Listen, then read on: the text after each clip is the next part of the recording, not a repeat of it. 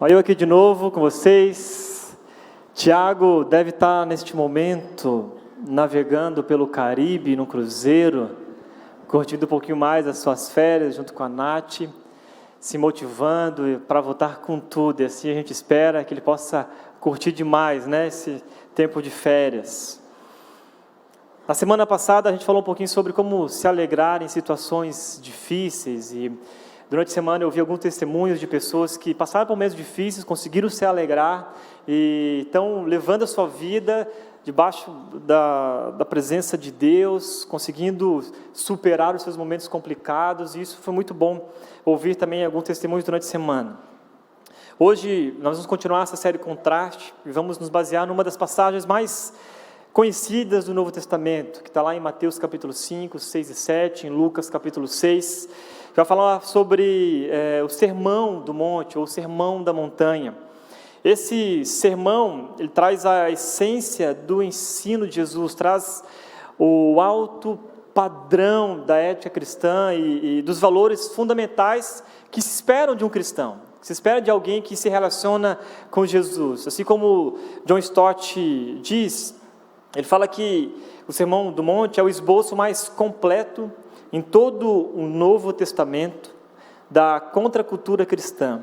Eis aí um sistema de valores cristãos, um padrão ético, uma devoção religiosa, uma atitude para com o dinheiro, um estilo de vida, uma teia de relacionamentos, tudo completamente diferente do mundo que não é cristão. E esta contracultura cristã é a vida do reino de Deus, uma vida humana realmente plena, mas vivida sob o governo divino.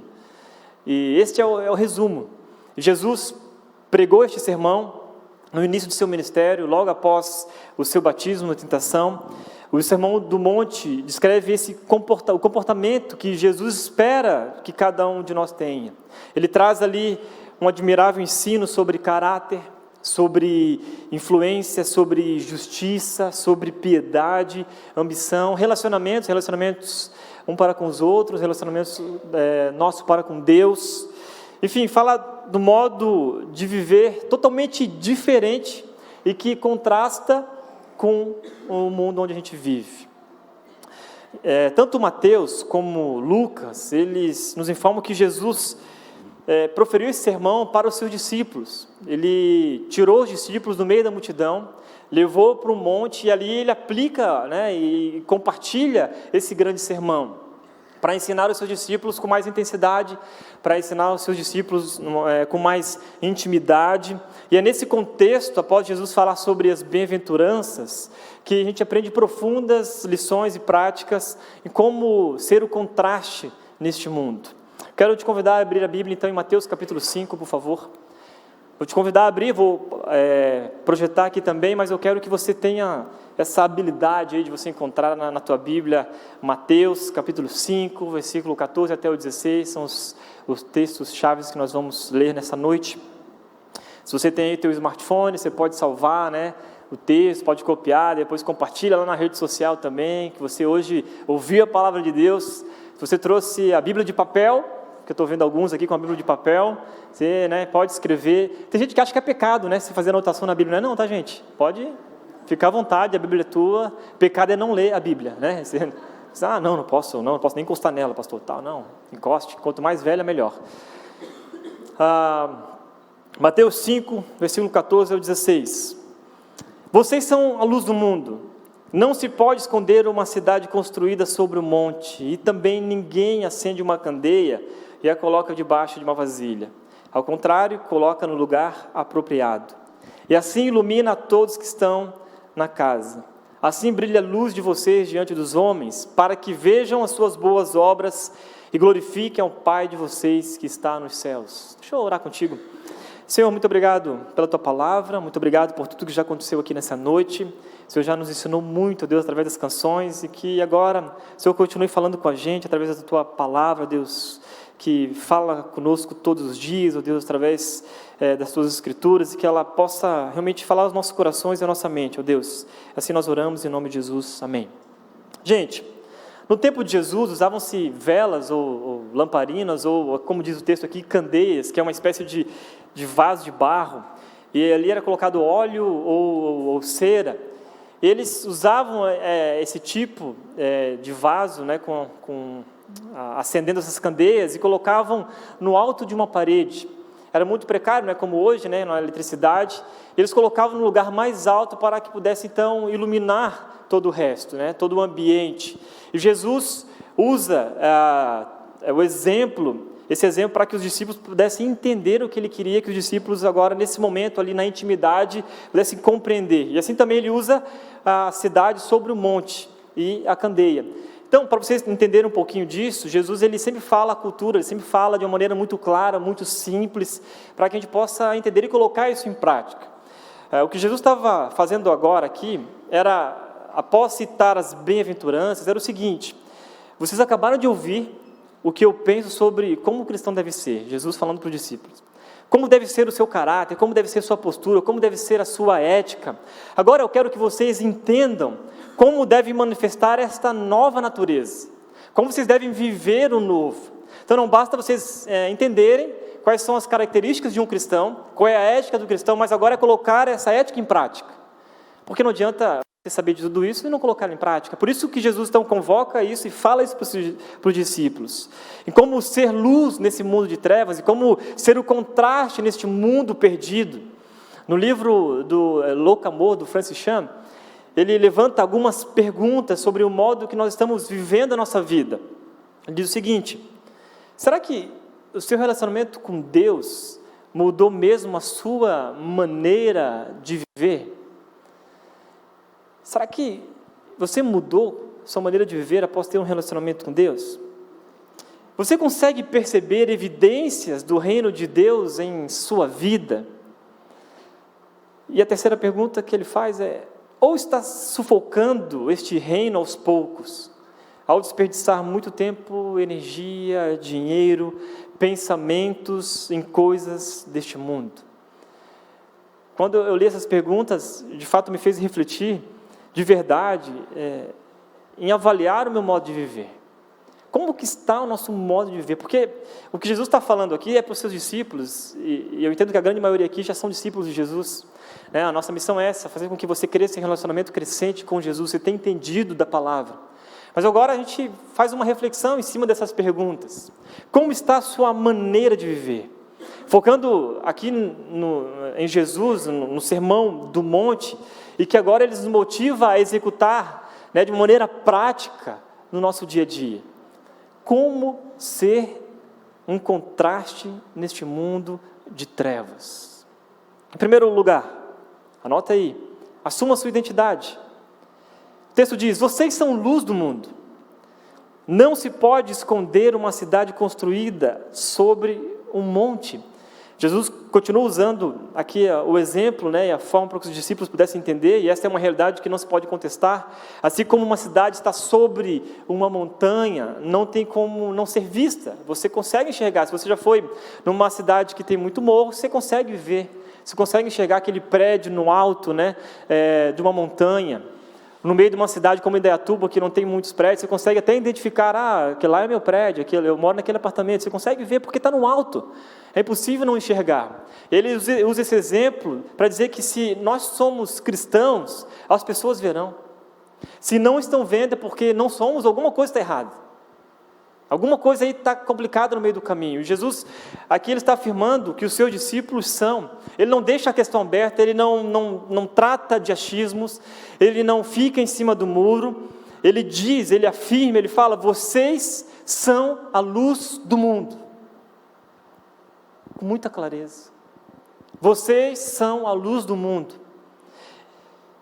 Se de fato você tem tido a vida transformada, se você tem experimentado algo a mais com Jesus, as pessoas perceberão isto. Não tem como esconder. Não tem como você viver da mesma maneira. Você vem para cá todos os domingos, você talvez participe de um pequeno grupo, você faz os passos, e aí já tem um processo de transformação. Então não tem como você viver caminhando com Jesus e ser o mesmo. As pessoas conhecerão a sua identidade, elas verão isso. E viver a contracultura, na contramão, ser o contraste, é viver diferente, é viver de uma maneira diferente, viver em busca de santidade, de crescimento, é experimentar este processo que é maravilhoso. E todos aqueles que têm um encontro com Jesus têm experimentado isso. Por isso o convite é: assuma a sua identidade. Jesus mesmo diz isso em outros termos, para nos convidar a uma santificação ainda maior. Ele fala: os olhos são a candeia do corpo. Quando os seus olhos forem bons, igualmente todo o seu corpo estará cheio de luz. Mas quando forem maus, igualmente o seu corpo estará cheio de trevas. Portanto, cuidado para que a luz que está em seu interior não sejam trevas. Logo, se todo o seu corpo estiver cheio de luz, e nenhuma parte dele estiver em trevas, estará completamente iluminado, como quando a luz de uma candeia brilha sobre você. Não sei se você já ouviu alguém comentar nas redes sociais, alguém falar para você, quando está se despedindo: beijos de luz, né? Beijos de luz para você, viu? Mas você olha para a vida da pessoa: cara, mas não tem luz nenhuma aí, né? Então, tipo assim, era mais verdadeiro falar beijos de trevas para você, viu? Vai lá, tá. Mas a gente ri, mas esse texto afirma algo muito impressionante, porque os nossos olhos são a candeia do corpo, né? Aquilo que a gente olha, é muito legal isso, perceber o texto que Jesus está dizendo aqui, quando os seus olhos forem bons, igualmente todo o seu corpo estará cheio de trevas. Mas lá no meio do texto ele diz: mas cuidado, para que a luz que está no seu interior não sejam trevas. Que luz está dentro de você? O que tem brilhado aí na sua vida? Quais são os seus caminhos? Quando seus olhos forem bons, igualmente todo o seu corpo estará cheio de luz. Mas quando forem maus, igualmente seu corpo estará cheio de trevas. E talvez muita gente tenha caminhado em meio às trevas, mesmo se dizendo que são cristãos. Portanto, devemos viver como homens e mulheres luz. O apóstolo Paulo nos chama de filhos da luz. Ele diz lá em Efésios capítulo 5, versículo 8 e 10: antes vocês eram trevas, mas agora são luz no Senhor. Vivam como filhos da luz, pois o fruto da luz consiste em toda bondade, justiça, verdade. E olha o final do texto: e aprendam a discernir o que é agradável ao Senhor. Somos cristãos, dizemos que somos discípulos de Jesus, caminhamos com Jesus, mas muitas vezes não aprendemos a discernir o que é agradável ao Senhor. Ou a gente não assume a nossa identidade, a gente, eu vou viver aqui uma vida mais ou menos no raso, e assim, vou seguir assim anos da minha vida. O que Jesus está nos chamando hoje aqui: olha, entenda que você é luz, cara. Você é luz. Então viva como filhos da luz, não como filhos das trevas. Aprenda a discernir o que é bom, o que é verdadeiro, porque na luz consiste toda bondade, justiça e verdade. Ao contrário disso são as trevas. As pessoas têm visto isso em você, têm visto um bom testemunho em você, nas suas atitudes, percebem Jesus em você. Qual tem sido a sua identidade quando a gente não está aqui nesse ambiente tão gostoso e aconchegante, né? Quando a gente sai dessa porta aqui? Qual tem sido a sua identidade diante das pessoas, diante da sua família? Que às vezes na família é tão difícil você assumir a identidade de cristão e filho de Deus e dizer: não, eu sou luz ali dentro. No seu trabalho, na sua faculdade, quando você está sozinho lá, quando você é o único, a única luz naquele lugar, e às vezes a gente ainda não assume a nossa identidade porque nós temos vergonha. Sabe um exemplo? O exemplo é do adesivo que a gente fez para os carros aqui, né? Da Red. E até o Thiago brincou: se você tome cuidado, quem pegar o adesivo para colocar no carro, tal, porque você não dá mau testemunho aí no trânsito, tal, né? E aí algumas pessoas falaram assim, na brincadeira e tal, mas falaram assim: eu não vou colocar adesivo no carro porque, eu faço algumas besteiras no trânsito, e aí eu dou mau testemunho, eu não quero que as pessoas percebam que eu sou da Red. Mas eu fiquei pensando nisso, há uma coisa muito mais profunda do que um exemplo simples como esse, porque, vocês entendem, o cara não quer colocar adesivo na Red porque dá mau testemunho no trânsito, ao invés de mudar a sua atitude no volante. Então a questão é: eu coloco o adesivo no carro, mas eu faço um compromisso com Deus que eu quero melhorar, quero ser alguém melhor no trânsito. Quero que as pessoas olhem no meu modo de dirigir, às vezes dar passagem, ou pedir perdão quando eu faço alguma coisa errada. Não estaciono na faixa especial, lá nas vagas especiais, mesmo que seja rapidinho. Então, a gente às vezes se esconde, né? A gente às vezes não assume a nossa identidade de filho da luz, filho de Deus, de cristão, porque a gente quer ter digamos assim, uma brecha ou uma carta na manga. Não, tudo bem, as pessoas não vão saber que eu sou da rede, que eu sou da igreja, ou que eu sou de Cristo, mas sabe quem sabe de tudo? Jesus, cara. Dele não tem como esconder nada. Então, talvez seja a hora de a gente assumir a nossa identidade em Cristo Jesus, dizer, não, eu vou ser alguém diferente. E que se tiver que pedir perdão, eu vou assumir os meus erros, eu vou pedir perdão. Porque eu estou num processo de mudança, de transformação. O empresário cristão, escritor Cleiton Luiz diz o seguinte sobre o livro que ele escreveu de Jesus sendo um mentor da vida, um coach da vida. Ele diz o seguinte: existe um momento em que as coisas devem mudar em nosso viver. Todas as pessoas que atravessaram o caminho de Jesus, inevitavelmente, tiveram suas realidades transformadas. Um ladrão, depois de uma conversa, é convidado a entrar no paraíso. Simples pescadores se tornam pescadores de homens, prostitutas se tornam exemplos para a sociedade, paralíticos começam a andar e cobradores de impostos começam a devolver o dinheiro que roubaram. Grandes mudanças de roteiros, novas realidades, novas histórias. Não tem como a gente estar com Jesus, a gente atravessar o caminho de Cristo sem haver uma mudança. A mudança é notada. A gente olha para o apóstolo Paulo, que foi um grande perseguidor dos cristãos, e quando teve um encontro real com Jesus, ele passou de perseguidor a ser perseguido, e a sua vida mudou completamente. Então, todas as pessoas que se encontram com Jesus, que têm, de fato, um encontro real com Ele, mudam. Não existe possibilidade de continuar o mesmo. Se não mudou, é porque não teve encontro com Jesus. Porque todo mundo que se encontra se torna alguém diferente, vira um contraste neste mundo. Talvez a sua vida foi assim, você andava de um jeito e de repente, você teve um encontro com Jesus, tua vida mudou, cara. Tua forma de pensar mudou, tua forma de agir, tua forma de caminhar, tua forma de falar, os teus relacionamentos. Eu lembro quando eu tive um encontro com Jesus, eu era um adolescente e eu andava com os mesmos amigos, mas ao caminhar mais próximo de Jesus, eu comecei a perceber que eu estava me afastando mais daqueles caras que eu achava que eram os meus amigos, porque eles me levavam para caminhos distantes de Deus. Eu tive que tomar uma decisão, eu tive que me afirmar, de mostrar a minha identidade, que agora a minha identidade não estava mais naquele Tiago do passado, agora está no Tiago novo, porque a gente está vivendo novo, cara. E às vezes você vai ser convidado a isso, a ser confrontado a isso, a abandonar suas amizades, abandonar o seu estilo de vida, o seu modo de viver. E eu vi isso na vida do Clailton.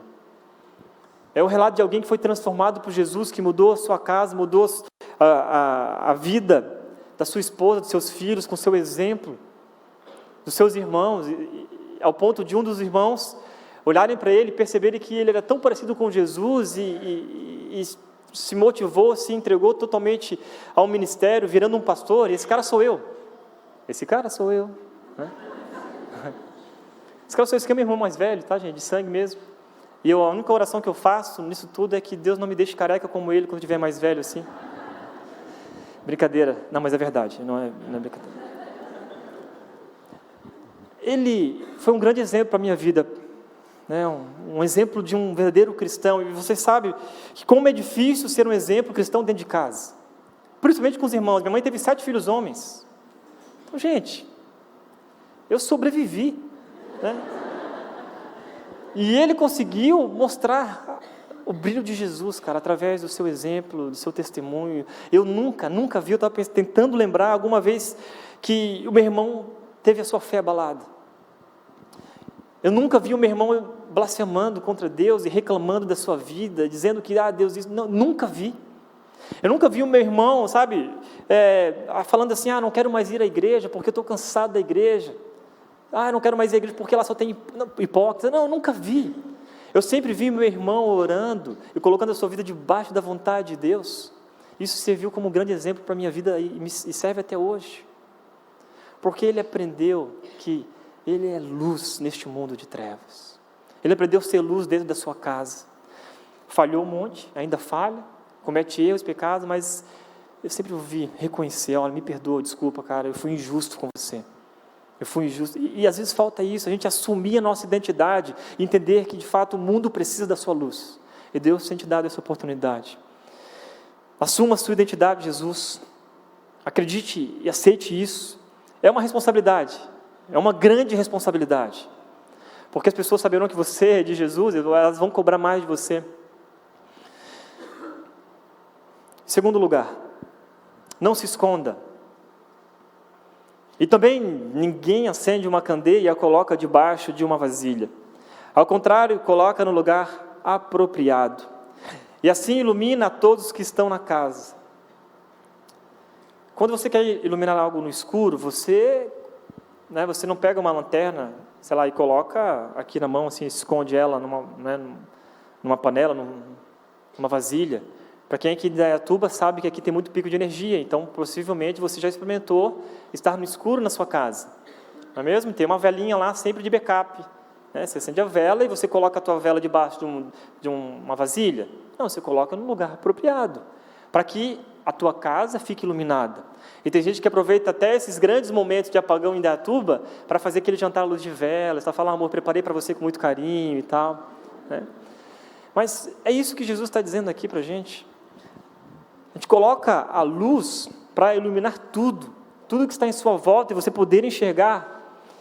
É isso que Jesus diz aqui no texto, para a gente compreender. E o meu irmão fez isso muito para a nossa família. E se você ama Jesus, tem sido transformado por Ele, não se esconda.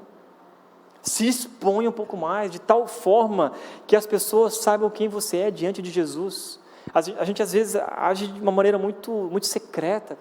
Temos medo de se expor, sabe? De dizer para todo mundo que nós somos cristãos, a gente acaba se escondendo. E há cristãos que querem até iluminar a cidade, mas não pode fazer porque tem escondido a luz de Jesus, por causa de pecados não confessados, por causa do orgulho, por causa de soberba. Há cristãos que falam em amor e felicidade, mas não têm amor em casa, não amam sua esposa como deveriam amar, não amam seus filhos como deveriam amar. Falam de felicidade da boca para fora, mas não se sentem felizes e satisfeitos. Vivem o tempo todo reclamando da vida. Tem gente que quer mudar o mundo, mas não muda a sua própria postura de vida. Fica se escondendo o tempo todo por trás de um monte de coisas. Eu penso que se a gente pôr a nossa luz sobre a desigualdade, haverá mais igualdade e justiça no mundo. Se a gente pôr a luz sobre a violência, haverá mais paz e segurança no mundo. Se a gente pôr a luz sobre o egoísmo, nós vamos ver mais generosidade neste mundo. As pessoas verão isso em você. Elas serão motivadas e influenciadas por você. Mostre sua luz. Você verá transformação verdadeira em sua volta. Ore como salmista. Tu, Senhor, mantens acesa a minha lâmpada. O meu Deus transforma em luz as minhas trevas. Então você está aqui hoje pela primeira vez e você pensa, mas pastor, na real nunca brilhei. O meu Deus transforma em luz as minhas trevas. Hoje é a tua oportunidade de começar a brilhar, de começar a fazer algo, de ter algo novo na sua vida. Talvez essa é a grande oportunidade que Deus está te dando hoje. Se você está brilhando pouco, perceba o que está impedindo de você brilhar mais. De repente a tua luz está fraquinha, ou parou de brilhar. Peça a Deus, porque é Ele que mantém acesa a nossa lâmpada. Peça a Deus, porque é Ele que transforma nossas luzes em trevas. Peça ajuda a Deus, alguém de confiança para te ajudar nessa caminhada. Tenho percebido que, para muita gente, umas sucessões de fracassos faz com que essa pessoa seja sugada, toda a sua energia seja sugada, sabe? Como uma esponja. Ele vai enfraquecendo, ao longo da caminhada vai perdendo talvez a força, a energia, vai se afastando de Deus cada vez mais, e agora é um convite para a gente, volta a ter essa energia, não se esconda, esteja próximo de Deus, perceba o quanto Ele é bom para a sua vida. Você é filho da luz e não das trevas. 1 Tessalonicenses capítulo 5, versículo 5. Sabe o que eu percebi ao fazer esse estudo? É que a Bíblia está cheio de versículos sobre sermos luz e o dever da gente brilhar. Mas tem uma porção deles. A sabedoria é melhor que a insensatez. Assim como a luz é melhor do que as trevas, Eclesiastes capítulo 2, versículo 13. Salmo 119, versículo 105, talvez você conheça esse versículo tão conhecido. Senhor, a tua palavra é lâmpada que ilumina os meus passos e luz que clareia o meu caminho. É hora da gente começar a olhar para a palavra de Deus e começar a brilhar mais, a ter uma exposição maior. Eu estava num stand-up comedy lá do Jonathan Nehmer, e aí, é muito engraçado, e eu vou soltar um spoiler aqui, né? Permissão para spoiler.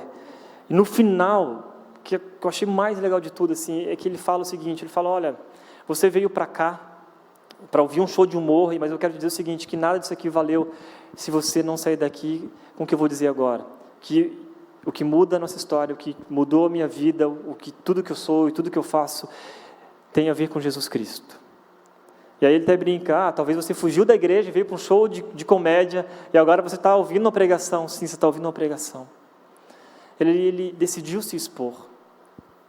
Eu achei isso muito interessante. Ali ele pregou a palavra e falou de Jesus de uma maneira tão simples e tão profunda. O Chris Tomlin, músico e compositor americano, também faz uma reflexão muito interessante. Olha o que ele diz, em Atos capítulo 11, versículo 26. Ele diz que em Antioquia, os discípulos foram pela primeira vez chamados cristãos.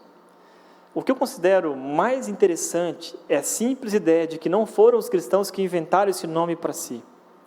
Ao invés disso, eles foram chamados cristãos por aquelas pessoas que observavam a vida que eles levavam. Uau, gente! Será que a mesma coisa, a mesma situação aconteceria hoje? Será que a gente seria percebido, ou se a gente é percebido pelas pessoas no qual a gente se relaciona todos os dias? As pessoas podem olhar para você e dizer, cara, você é um cristão, mano, o que tem de diferente em você? O que tem aí no seu jeito de falar, no seu jeito de olhar, no seu respeito, ao tratar os seus negócios, a falar a verdade? O que tem em você que é algo diferente que eu não consigo entender? E essa é uma pergunta diante da qual a gente não pode ficar na soberba, mas é para a gente refletir mesmo sobre isso. Seja talvez o momento de baixarmos a nossa cabeça e pensar, Deus, será que a minha vida realmente tem levado outras pessoas a te conhecerem? Essa noite é uma noite de você refletir sobre isso e se tiver que pedir perdão a Deus por se esconder a verdade das pessoas, a qual o mundo está clamando. Gente, o mundo está clamando. O mundo perdido está clamando, esperando que cada um de nós aqui se exponha mais e fale do amor e da verdade qual a gente está escutando aqui todos os domingos, durante as semanas.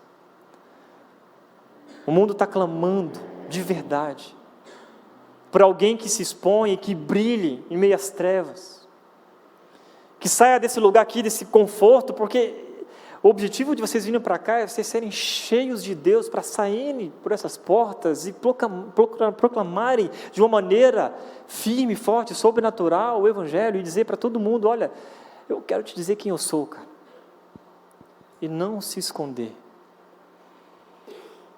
Em terceiro lugar, seja um exemplo. Assim brilha a luz de vocês diante dos homens, para que vejam suas boas obras e glorifiquem ao Pai de vocês que está nos céus. A gente chega aqui no final desse texto e a gente descobre o porquê de tudo isso. Tá, eu entendi, eu preciso ser luz, eu preciso brilhar mais, mas qual o objetivo de tudo isso? Por que eu preciso brilhar? E aí o texto é muito claro, e aqui está o para que ser luz, o porquê eu devo ser luz. Essa é a chave final do texto, para que Deus seja glorificado. Para que Deus seja glorificado através da sua vida. É por isso que você precisa brilhar. Não para que as pessoas olhem para você e digam, nossa, olha só que legal aquele cara. Como ele é comportado, como ele é legal, como ele fala com respeito, olha como ele age. Não é isso.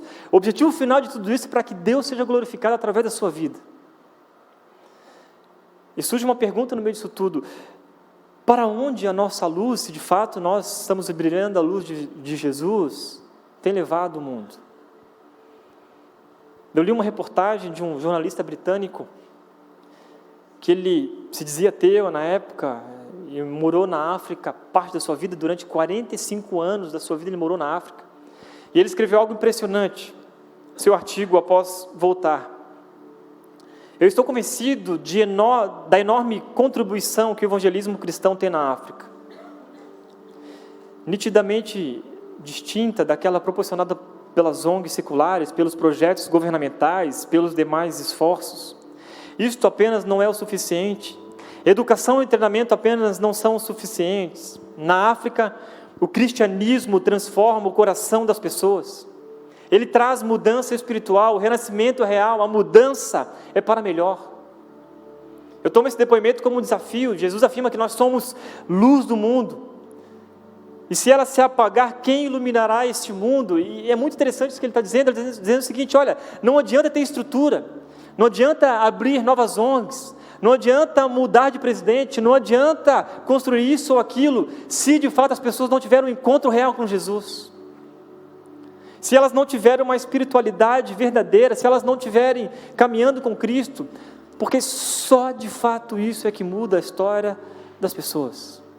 Você pode ver um monte de gente que conquistou sucesso, fama, dinheiro, poder, mas no final de tudo isso, a pessoa eu não tenho sentido na minha vida, porque não teve o principal, não teve o encontro real com Jesus.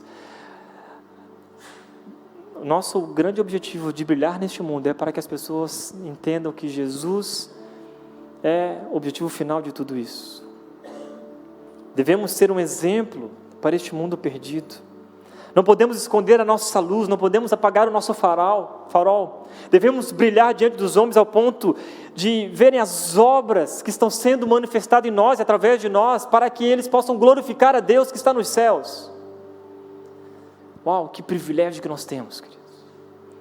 A partir do momento que a gente assumir isso de verdade, que a gente entender isso, de que nós somos luz e que precisamos ser um exemplo para a sociedade, para este mundo perdido, vão enxergar em nossa vida algo extraordinário e vão glorificar a Deus por causa do nosso exemplo. Um professor de teologia chamado Reinaldo Purim, ele morreu na década de 70, ele afirmou o seguinte: o cristianismo era para estar na dianteira do mundo, não na rabeira. O cristão era para ser seguido, não para seguir. Isso aqui não é uma frase de orgulho, mas nos faz refletir hoje, porque o Brasil está tendo um crescimento absurdo de evangélicos, que se dizem evangélicos, que se dizem cristãos. Mas a gente não está percebendo uma mudança, e na verdade até uma tristeza profunda, por maus exemplos que estão dando para a gente. E ao invés de mudar o contexto onde nós estamos cada vez mais parecidos com este mundo de trevas e estamos perdidos. Estamos sendo discipulados ao invés de discipular. Nós somos chamados para fazer discípulos. Ao invés de ser um digital influencer, porque todo mundo hoje se coloca, não, digital influencer, o cara às vezes não tem uma profissão, mas ele bota lá digital influencer, estudante digital influencer. Aproveitar então a tua influência para ser um desinfluencer, sabe? Ser uma influência de Jesus neste mundo. Aproveitar tudo o que você tem, onde Deus tem te colocado, para dizer para todo mundo, dizer, olha, eu tenho algo especial para você aqui, eu tenho aqui a verdade que liberta. Conhecereis a verdade vos libertará. É na política, ou nos comentários sobre a política, lá no seu trabalho, na sua faculdade, na sua família, é ali onde você vai ser uma influência, onde você vai brilhar cada vez mais. Ou a nossa luz brilha, ou as trevas serão mais espessas, ou a força das trevas tem a ver diretamente com a força da luz. Será mais forte quanto mais escondemos a nossa luz. Foi isso que Jesus disse quando nos desafiou: brilha a luz de vocês diante dos homens, para que vejam as suas boas obras e glorifique ao Pai de vocês que está nos céus. Somos luz, mas podemos não brilhar ou brilhar pouco. A nossa lâmpada pode ser de 20, de 30, de 50. Quanto mais forte for a luz de Jesus em nós, mais largos serão os buracos nas trevas. E quando eu olho para as lâmpadas, né, para a luz, a gente percebe que cada lâmpada ou cada luz tem uma potência diferente. Mas a fonte de energia é a mesma, e a nossa luz vem de Deus, a fonte é sempre a mesma. A potência original é sempre a mesma, o poder é sempre o mesmo. O problema não está em Deus, está em nós. Vocês compreendem isso? Quando você às vezes para refletir, não, porque Deus, você me abandonou, Deus, não sei o que, não. Deus continua o mesmo sempre, Ele é o mesmo. Ele não muda. O problema está em nós, cara. Talvez a nossa lâmpada seja quebrada. Talvez a nossa fiação precise de ajustes. Porque Deus tem muito mais poder para derramar sobre as nossas vidas. Deus tem muito mais para fazer em nós, infinitamente mais. A questão é que no meio do caminho aí você vai perceber pessoas que querem só ficar no raso, na lâmpada de 20. Experimente mais, meu. Tem de 50, tem de 1.000, de 2.000, tem muito mais para ser derramado sobre a sua vida, tem muito mais para você. Por isso o convite hoje é para que possamos refletir sobre como a nossa vida está e talvez se conectar novamente com Deus e experimentar algo que você nunca experimentou na sua vida. Não só para você, mas para as pessoas que estão em sua volta. Deus será glorificado através da sua vida. E isto é um grande privilégio que nós temos. E Deus te trouxe aqui hoje para ouvir isso. Se você nunca teve um encontro com Jesus, eu quero te fazer um convite muito especial. Olha, não perca tempo. Talvez seja a tua única oportunidade. O Jonathan Nehmer também falou uma coisa muito interessante para mim. Ele falou, cara, quando eu me encontro com pessoas, às vezes da televisão, ou pessoas que são famosas, sabe? Eu fico pensando, cara, talvez seja a única oportunidade que eu vou ter com essa pessoa, então eu vou falar de Jesus para ele. E isso eu fiquei pensando, quantas oportunidades Deus nos dá. No avião, quando alguém senta do nosso lado, no ônibus, quando a gente vai trabalhar, às vezes no caixa de um supermercado, no trato com pessoas, no nosso dia a dia, a gente não faz nada, não fala nada, não se expõe, a pessoa vai embora, mas de repente Deus colocou aquela pessoa na tua frente para você dizer para ela, olha, Jesus ama você, Ele tem algo para a sua vida, creia nisso. Mas a gente tem vergonha, a gente tem medo, a gente não se expõe, a gente esconde a nossa luz. Deus está nos convidando a fazer com que a nossa luz brilhe mais neste mundo cheio de trevas. Aproveite cada oportunidade que Deus está te dando para mostrar essa luz ao mundo, para refletir e praticar. Mostre para todo mundo como o seu relacionamento com Deus tem mudado a sua vida.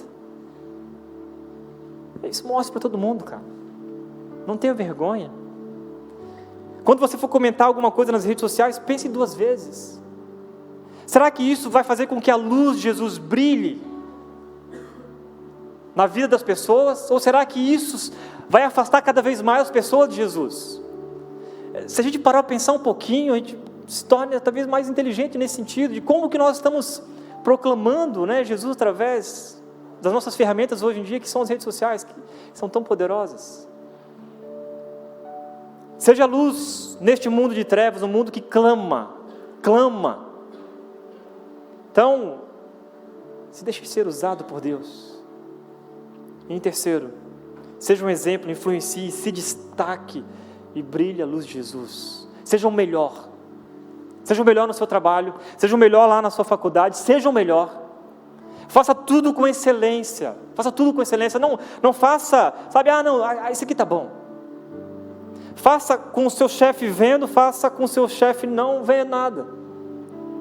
Tem gente que só faz as coisas quando alguém está vendo. Não, eu estou vendo aqui, tá, então preciso mostrar trabalho, né? Faça porque você ama Jesus e porque a luz de Jesus brilha através da sua vida, e naquele lugar será o melhor lugar para você estar. Quando você for desafiado lá jovens que estão às vezes na faculdade, aí, na escola, tiver aquela reunião da faculdade, aqueles churras da faculdade, você tem uma escolha a fazer, você não é obrigado, você tem uma escolha a fazer, decida brilhar a luz de Jesus naquele lugar.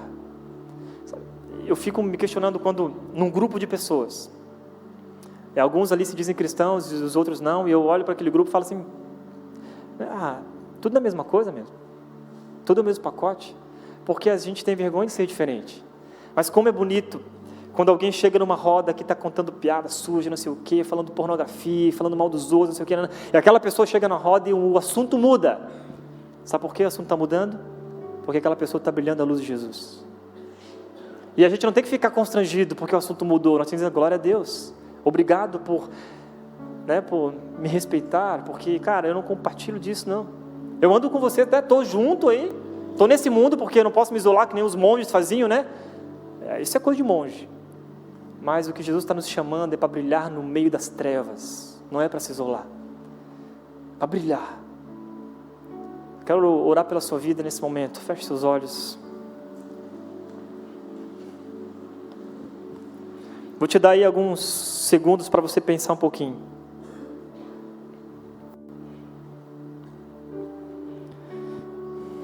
Pensa como tem sido a sua vida. Como você tem se colocado diante deste mundo. Se você só tem se justificado, mas não tem mudado nada. Se você coloca a culpa às vezes no outro, culpa em Deus. Eu quero te fazer pensar agora que Deus está te dando uma grande oportunidade nessa noite. Está dizendo para você, olha, você, meu filho, você é a luz deste mundo. Então brilha a tua luz. Seja um exemplo para a sociedade, seja um exemplo onde você está. Compartilhe aquilo que Deus tem feito na sua vida. Fala com Deus aí, fala, Deus, me ajuda, Senhor. Me ajuda a sair daqui, Deus, muito mais motivado de como eu entrei. Me ajuda, Deus, a ser um exemplo para todo mundo, começando aqui, Deus, com a minha vida, a mudar a minha postura, a minha forma de agir, meu jeito de falar, muda os meus pensamentos, muda tudo em mim, Deus, para que as pessoas possam olhar para a minha vida, e não porque eu sou bom, mas porque a tua luz brilha em mim, e eu sei que isso glorificará o teu santo nome. Se você está pela primeira vez aqui, o convite para você é: tenha um encontro com Jesus. Se permita, pelo menos se permita, a experimentar algo diferente do que você já tem experimentado até hoje. Ora para Deus e fala: Deus, então eu quero saber o que é isso tudo. Fala comigo, Deus. Nessa noite, fala comigo. Eu quero ser também luz. Eu quero que o mundo veja em mim algo especial, algo diferente.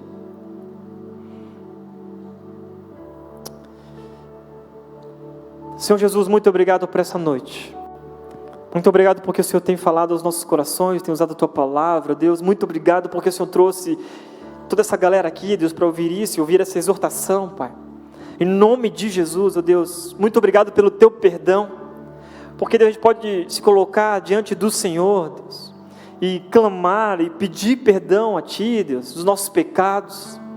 O Senhor nos levanta, Deus, o Senhor nos permite ver algo novo e especial. Então, muito obrigado por isso, ó Deus. Muito obrigado por nos escolher, ó Deus, para brilhar neste mundo de trevas. Muito obrigado, ó Deus, porque o Senhor tem nos motivado a viver algo novo e diferente aqui nesse lugar, Pai. Que em nome de Jesus, ó Deus, eu oro agora por essa galera que está aqui, Deus, que o Senhor trouxe para cá, Deus, que eles possam, Deus, perceber a Tua presença de uma maneira real e sobrenatural, Deus. Em nome de Jesus, Pai. Que saiam daqui, Deus, hoje felizes, porque ouviram a Tua voz, para praticar tudo aquilo que o Senhor tem feito na vida deles, Pai. Que possamos, ó Deus, ouvir grandes testemunhos, nas famílias, no trabalho, ó Deus, em toda a sociedade, onde cada um aqui está inserido, Pai. Que amanhã, Deus, numa conversa, dentro de um ônibus, no avião, na fila do banco, que possamos brilhar como luz do Senhor neste mundo. Essa, Deus, é a nossa oração e o nosso pedido e clamor, em nome de Jesus. Amém.